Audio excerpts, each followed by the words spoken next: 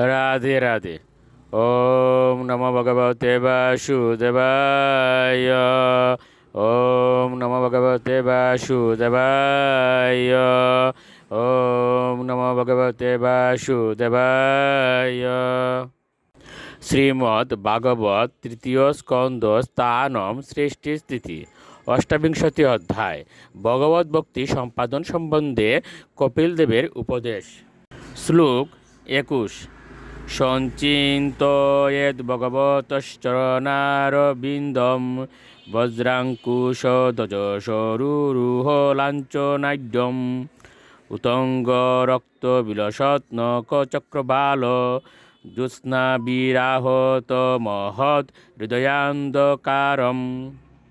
অনুবাদ: ভক্তের কর্তব্য হচ্ছে প্রথমে ধ্বজ, বজ্র, অঙ্কুশ এবং পদ্মচিহ্নিত ভগবানের চরণ কমলের ধ্যান করা। সেই চরণ কমলের অত্যন্ত সুন্দর রক্তবর্ণে শোভাবান নখরূপ চন্দ্রমণ্ডলের কিরণচটায় হৃদয়ের ঘন অন্ধকার দূরীভূত হয়। শ্লোক 22। যৎ শৌচ নিঃসৃত সরিত প্রবরুদকেন তীর্থেন মূর্ধ্ন দ্বিকৃতেন শিব শিব অভূত ধাতুর্মন সমল শৈল নিসৃষ্ট বজ্রম ধ্যেয়চ্চিরম ভগবতশ্চরণারবিন্দম। অনুবাদ: ভগবানের চরণ কমল প্রক্ষালিত জল থেকে উৎপন্ন গঙ্গার পবিত্র জল মস্তকে ধারণ করে শিব মঙ্গলময় হয়েছেন। ভগবানের শ্রী পাদপদ্ম প্রক্ষিপ্ত বজ্রের মতো, যা ধ্যানকারীর মনে সঞ্চিত পর্বত সদৃশ পাপসমূহ ধ্বংস করে। অতএব দীর্ঘকাল যাবৎ ভগবানের শ্রী চরণাবিন্দ ধ্যান করা উচিত। শ্লোক 23।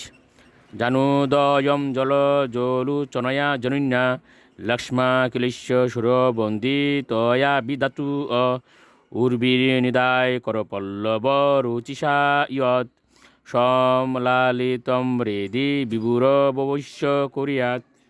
অনুবাদ: যোগীদের কর্তব্য সৌভাগ্যের অধিষ্ঠাত্রী লক্ষ্মী দেবীর কার্যকলাপ হৃদয়ে ধ্যান করা, যিনি সমস্ত দেবতাদের দ্বারা পূজিতা এবং সৃষ্টিকর্তা ব্রহ্মার জননী।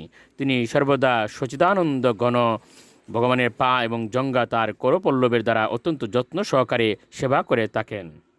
শ্লোক 24।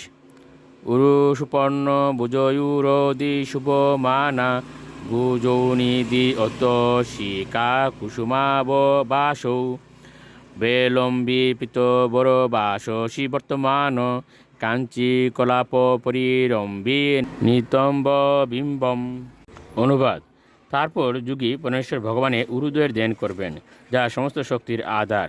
তার উরুদয় অতসী পুষ্পের মতো শুভ্র শ্যামল, এবং ভগবান যখন গরুড়ের স্কন্ধে বাহিত হন তখন তা সবচেয়ে সুন্দর বলে প্রতিভাত হয়।